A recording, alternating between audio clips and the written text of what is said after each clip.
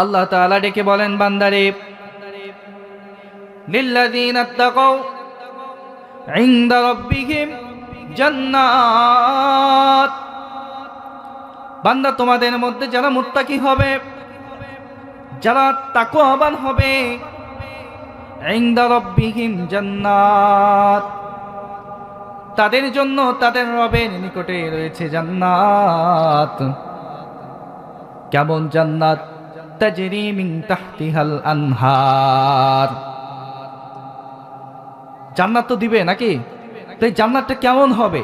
আল্লাহ এই আয়াতের মধ্যে জান্নাতের চারটা গুণের কথা বর্ণনা করেছেন। চারটা গুণ বর্ণনা করেন যে জান্নাতের মধ্যে জান্নাতীদের জন্য চারটা বিষয় থাকবে। তাজরি মিন তাহতিহাল আনহার। এক নাম্বার কয় নাম্বার? আওয়াজ দিবেন, আমার সাথে কথা বলবেন, আমাকে সহযোগিতা করেন। এক নাম্বার, কয় নাম্বার? এক নাম্বার, তাজরি মিন তাহতিহাল আনহার, যে জান্নাতের তলদেশ দিয়ে নহর প্রবাহিত হবে।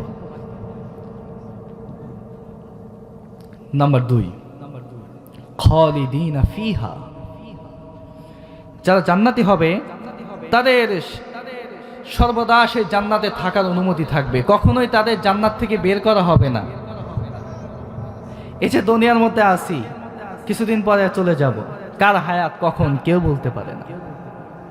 এখানে কেউ বলতে পারবো? এটা হচ্ছে ক্ষণস্থায়ী, জান্নাত চিরস্থায়ী। দ্বিতীয় নাম্বার হলো, সেই জান্নাতে তারা সর্বদা থাকার অধিকার পাবে। নাম্বার এক, তাজরি মিন তাহতিহাল আনহার, তলদেশ দিয়ে নহর প্রবাহিত। নাম্বার দুই, খালিদিনা ফিহা, সর্বদা জান্নাতে থাকার অনুমতি। নাম্বার দুই, ওয়া আজওয়াজুম মুতাহহারা, তাদের জন্য পৌত পবিত্র স্ত্রী থাকবে। কি থাকবে? এই দুনিয়ার নারীদের মতো নয়, জান্নাতি হুর। যেই হুর মানে যে থাকবে আপনার বাঁধি, কাজ করবে, আপনার বিভিন্ন জিনিসপত্র এগিয়ে দিবে, আপনাকে গান শোনাবে জান্নাতের মধ্যে।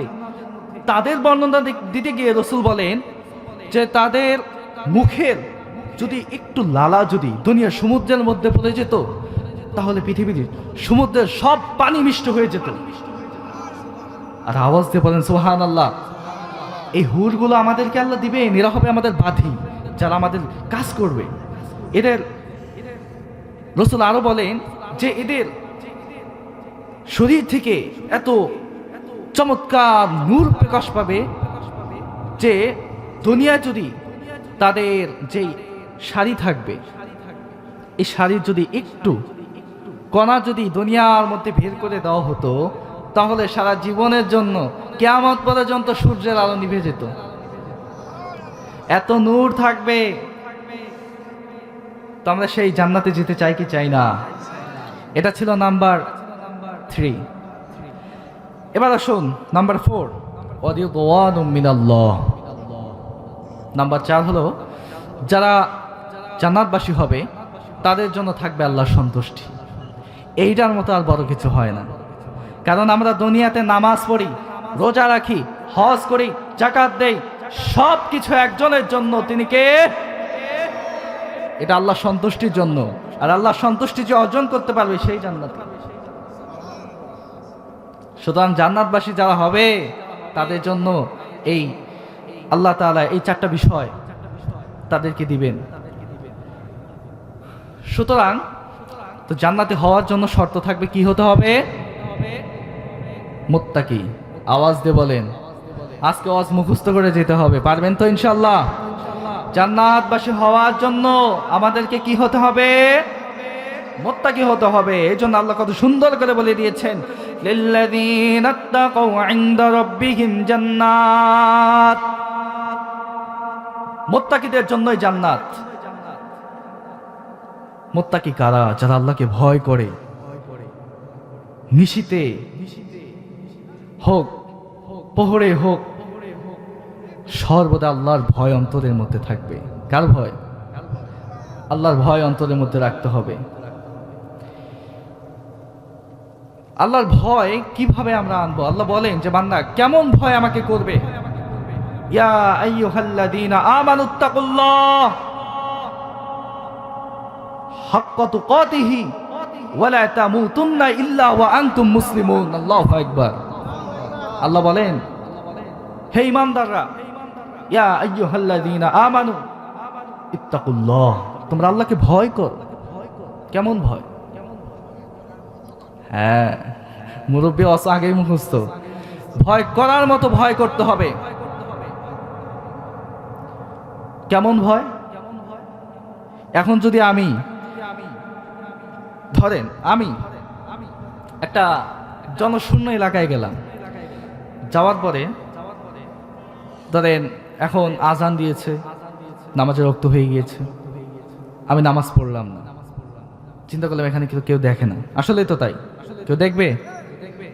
আওয়াজ দে বলে, দেখেন কে? আল্লাহ দেখেন। চুরি করো, নামাজকে ফাঁকি দাও, বেটা গোপনে গোপনে কোরআনের বিরোধিতা করো, ওলামায়ে কেরামের বিরোধিতা করো, সাধারণ মুসলমানদের উপরে জুলুম অত্যাচারে ফোন দিয়ে আটো, সব একজন দেখেন, আওয়াজ দিয়ে বলেন তিনি কে? সব একজন জানেন, আওয়াজ দিয়ে বলেন তিনি কে? সুতরাং ভয় পাবো আমরা একজনকে, আওয়াজ দিয়ে বলেন তিনি কে? হযরত ওমর রাদিয়াল্লাহু তাআলা আনহুর জামানার একটা ছোট্ট ঘটনা শোনাই। মানে আলোচনায় ঢুকতে হলে আমাদের কিছু জানতে হবে আগে। কি সম্পর্কে আমরা আলোচনা করছি? আমাদের মূল আলোচনা আজকে জান্নাতে যাওয়ার। কি আলোচনা? আমরা জান্নাতবাসী হতে পড়ে তিনি দেখেন যে গুনগুনিয়ে গুনগুনিয়ে কথা শোনা যায়, দুইজন মহিলার কণ্ঠ ভেসে আসছে একটা কুঠির থেকে। হযরত ওমর রাদিয়াল্লাহু তাআলা আনহু ধীরে ধীরে অগ্রসর হয়ে সেই কুঠুরির সামনে গিয়ে দাঁড়ালেন। দাঁড়ানোর পরে তিনি দেখেন দুইজন মহিলা কথোপকথন করে। তাদের মধ্যে একজন ছিল মেয়ে আর একজন ছিল মা। কে কে? মেয়ে এবং মা, এই উভয়ে ঘরের মধ্যে কথোপকথন করছে। মা মেয়েকে ডেকে বলে, মা রে, তোমার বাবা দুনিয়ার মধ্যে নাই, সংসার চালানোর মতো ব্যবস্থা আমাদের কাছে নাই, একটা উষ্টি সেটার দুধ দহন করে আমরা বাজারে বিক্রি করে আমাদের সংসারটা চালাই। খেয়াল করবেন তাকওয়া কাকে বলে, আল্লাহর ভয় কাকে বলে। মেয়ে ডাক দিয়ে বলে, মা আমার এখন কি করতে হবে আমাকে বলো। মা ডাক দিয়ে বলে, মা রে, রাত্রি গভীর হয়ে গিয়েছে, আগামীকাল সকালেই তো আমরা যে দুধটা দহন করেছি আজকে রাত্রে, এটা আগামীকাল সকালে আমাদেরকে বাজারে গিয়ে বিক্রি করতে হবে। অতএব তুমি এই দুধের মধ্যে পানি মিক্স করো, যেন টাকার পরিমাণটা বেশি হয়, আমাদের সংসারটাও যেন ভালো করে চলে। মেয়ে ডাক দিয়ে বলে, মা এই কাজটা আমি করতে পারবো না, কারণ বর্তমান সময়ের খলিফা ওমর ইবনুল খাত্তাব যদি জানতে পারে আমি এই দুধের মধ্যে পানি মিশিয়েছি, তাহলে কখনোই ওমর ইবনুল খাত্তাব আমাদেরকে ছেড়ে দিবে না।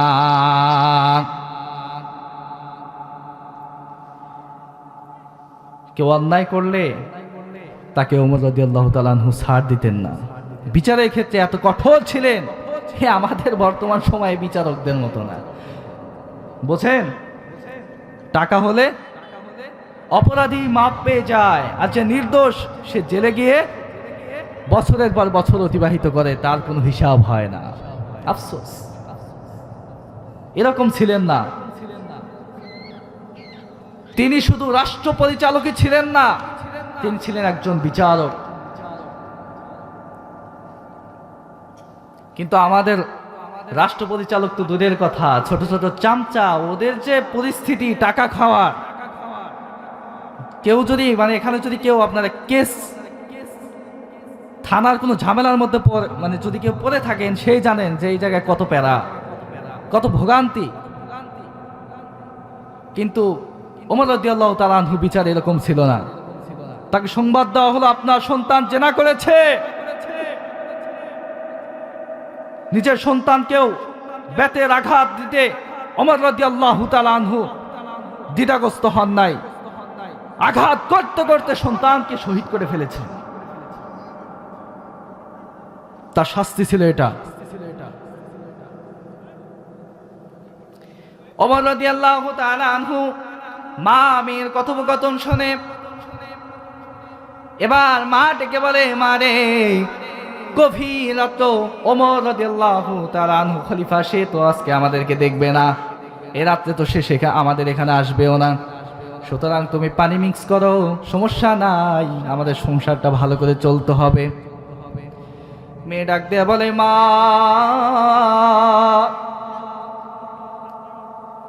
আমি খলিফাতুল মুসলিমিন ওমর রাদিয়াল্লাহু তাআলা আনহুকে ভয় পাই না, কারণ আমি ভয় পাই এমন একজনকে যিনি আমাদেরকে সর্বদাই পরিলক্ষণ করে। আমরা যাই করি না কেন, যেই কাজই করি না কেন, গোপনে হোক প্রকাশ্যে হোক, আমি সেই রবকে ভয় পাই যিনি আমাদেরকে সর্বদাই দেখে। আল্লাহু আকবার বলবেন না?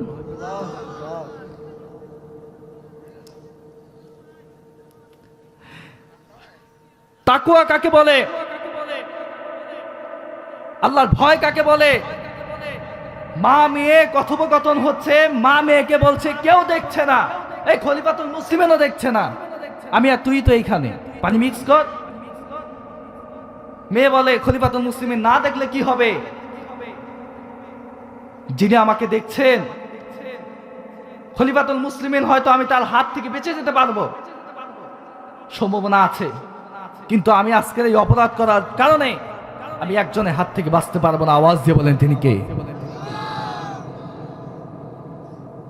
আরেকটা ওয়াকিয়া শুনে, সেটা হলো যে পীর সাহেব এই বেড়ায় খেলাফত দিবে, তো খেলাফত দেওয়ার জন্য তো ভালো ভালো মুরিদকে প্রয়োজন, যারা ভালো মুরিদ মানে নেক আমল করে, মুত্তাকি তাকওয়াবান, তাদেরকে এই উল্টাপাল্টা বা ভুলভাল কাউকে দিলে পারে সমস্যা। তো পিসাব এবার খেলাফত দিবে, তো সব মুরিদকে ডেকে বলছে আমি খেলাফত দেব, তোমরা সবাই উপস্থিত থাকো, তবে আমার একটা শর্ত আছে। সবার হাতে একটা করে মুরগি ধরায় দিছে। কি দিছে? একটা করে মুরগি ধরায় দিছে, একটা করে চাকু হাতে ধরায় দিছে। তো অনেক দেখবেন মুরিদ আছে, যেমন সরকারের মানে অধীনস্থ হওয়ার জন্য টাকা দিয়ে এমপি মনোনয়নপত্র, বোঝেন না আমার কথা? মানে কে সমাজ সেবক হবে, কে সমাজের সেবা করবে সেটা নয়, যে টাকা দিবে সে অধিকার পাবে মানুষের কাছে ভোট পাওয়ার, কিন্তু এটা দেখা হয় না কার মধ্যে তাকওয়া আছে, ঠিক কিনা? তো পীর সাহেব মুরিদদেরকে ডেকে বলছে, শোনো, আমি খেলাফত দেব, এই যে তোমাদের হাতে মুরগি ধরায় দিছি, হাতে ছুরি ধরায় দিছি, এগুলো নিয়ে যাও, এমন জায়গা থেকে এগুলো জবাই করে নিয়ে আসবা দুনিয়ার কোনো মানুষ যেন না দেখে।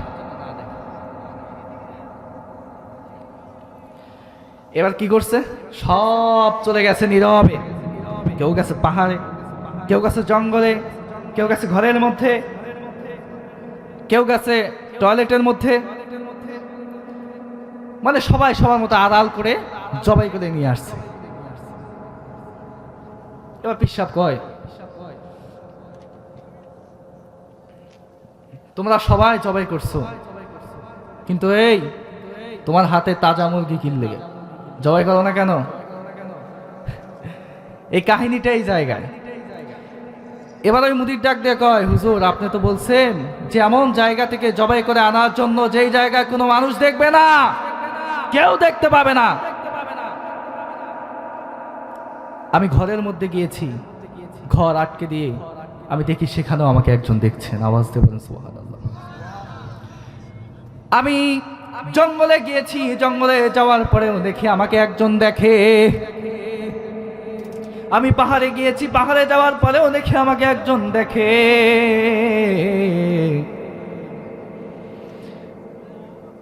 আমি যেই জায়গায় যাই সব জায়গায় আমাকে একজন দেখে। আওয়াজ দিয়ে বলতে হবে তিনি কে? আল্লাহ আমাদেরকে দেখে। এই যে আমরা নামাজকে কাজা করে ফজর নামাজের সময় ঘুমিয়ে থাকি, কেউ তো দেখে না। দেখে কে? জেনা করি গোপনে, কেউ দেখে না। দেখেন একজন, তিনি কে?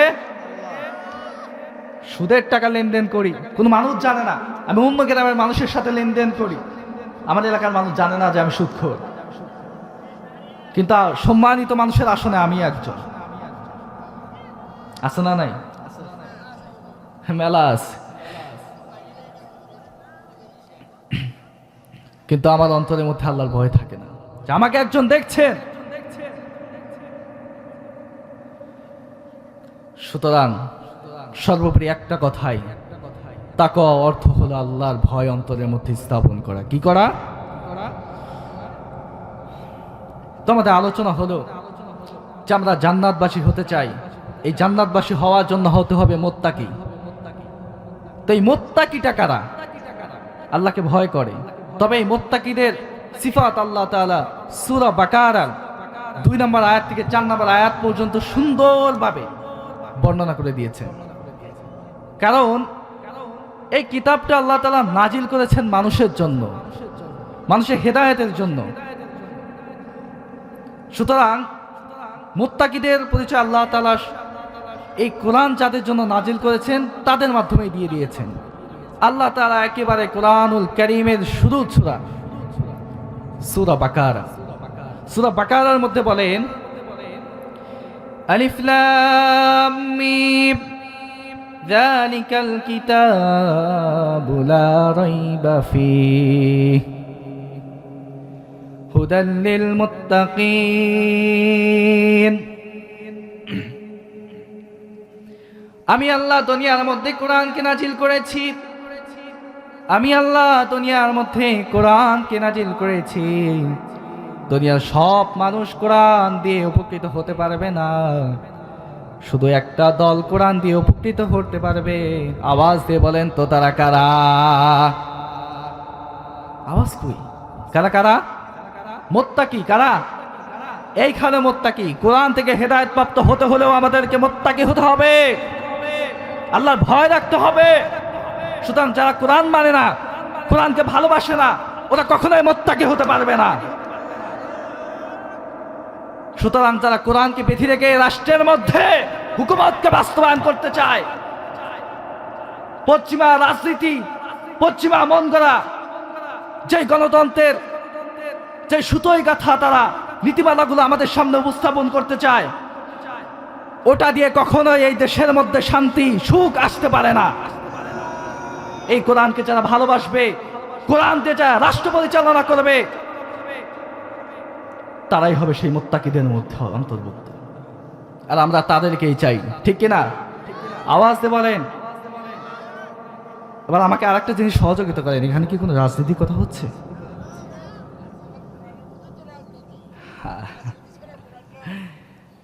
এখানে কোনো রাজনীতিক কথা হবে না, এখানে আমরা কোরআন নিয়ে কথা বলবো।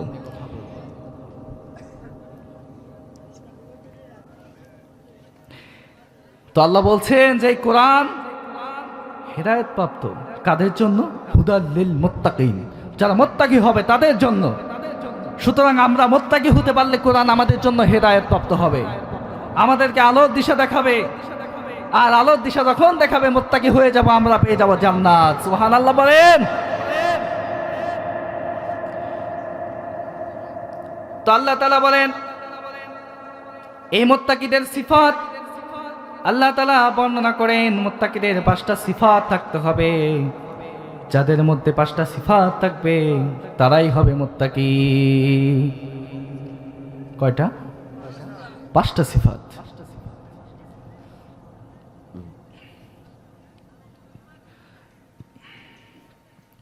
পাঁচটা সিফাত যাদের মধ্যে থাকবে তারা মুত্তাকি হবে। প্রথম নাম্বার সিফাত আল্লাহ বলেন, আল্লাযীনা ইউমিনুনা বিল গায়ব। প্রথম নাম্বার সিফাত হলো যারা গায়বের প্রতি ঈমান আনবে, অদৃশ্যের প্রতি ঈমান আনবে। মুত্তাকিদের 5 সিফাতের মধ্যে প্রথম নাম্বারের সিফাতের অধিকারী তারা হয়ে যাবে। দ্বিতীয় নাম্বার সিফাত আল্লাহ বলেন ওয়ায়ুকিমুনাস সালাত, যারা নামাজকে কায়েম করবে। কি করবে? যারা নামাজকে কায়েম করবে। দ্বিতীয় নাম্বার সিফাতের মধ্যে তারা অন্তর্ভুক্ত হয়ে যাবে। তৃতীয় নাম্বার সিফাত আল্লাহ বলেন ওয়া মিম্মা রাযাকনাহুম ইউনফিকুন,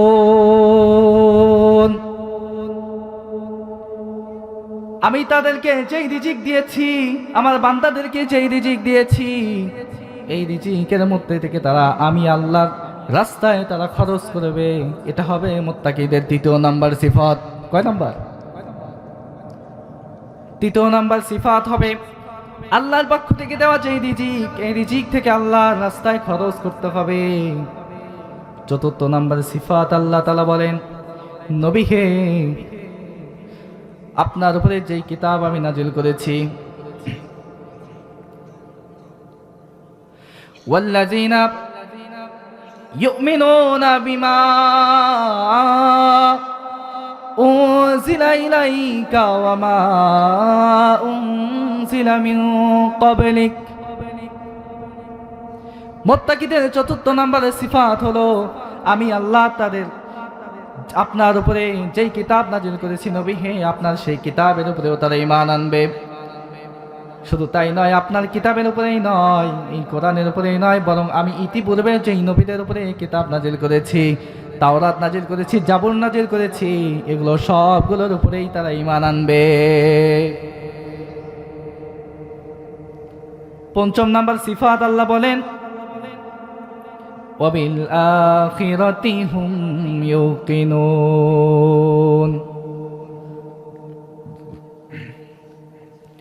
মুত্তাকিদের পঞ্চম নাম্বার সিফাত হবে তারা আখিরাতের উপরে বিশ্বাস করবে, আখিরাতের উপরে ঈমান আনবে, পুনরায় জীবিত হতে হবে, হাসর হবে, জান্নাত থাকবে, জাহান্নাম থাকবে, সবগুলোর উপরেই তারা বিশ্বাস স্থাপন করবে। এই পাঁচটা সিফাত যাদের মধ্যে থাকবে তারা হবে জান্নাতবাসী। কি হবে? তারা মুত্তাকিদে অন্তর্ভুক্ত হবে, আর মুত্তাকিদে অন্তর্ভুক্ত হলেই তারা জান্নাত পেয়ে যাবে। সুবহানাল্লাহ পড়ে। এবার এই পাঁচটা সিফাত আমাদের মধ্যে রাখার দরকার আছে না নাই? প্রথম নাম্বার সিফাত আমরা সবাই পড়ছি না, আমানতু বিল্লাহি ওয়া